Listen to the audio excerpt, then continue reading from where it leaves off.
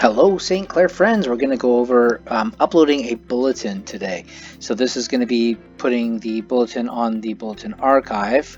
If I went to our website and we clicked on Bulletin, and then down here there's a Bulletin Archive. If I click on this guy, what we're going to walk through right now is adding stuff to this. So I have two to add today. I have November 1st and November 8th, and this is how it's going to work.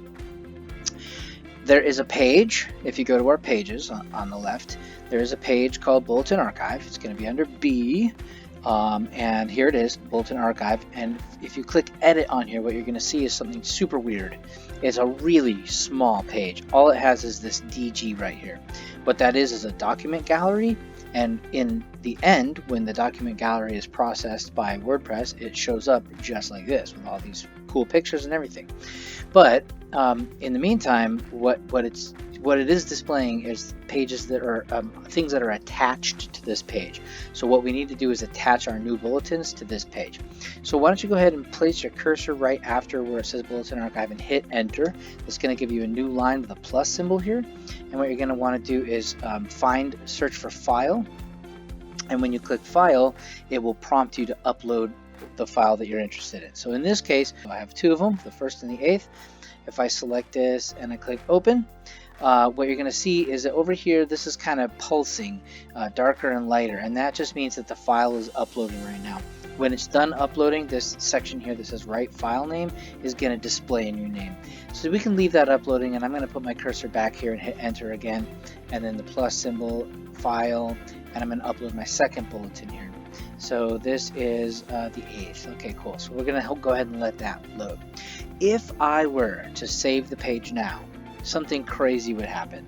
The bulletins would show up in here, but you'd have these two ugly links that say download. They'd look just like this, LPI blah blah blah, blah download. So if I saved it, we'd have a bit of an issue.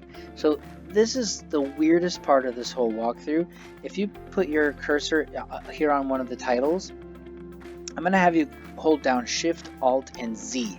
So if you just click Shift, Alt, Z, that whole section is going to disappear. And that's the delete block macro. So Shift, Alt, Z, both of those have been deleted. This looks very remarkably similar to what it did when we first got here. So what I'm going to do is click the update page to show you something, but we're not done yet. But I'm going to update this page anyway to show you something. I click update, we go over here, and if I refresh, you'll see that the two new bulletins show up right here. But there is a little bit of an issue.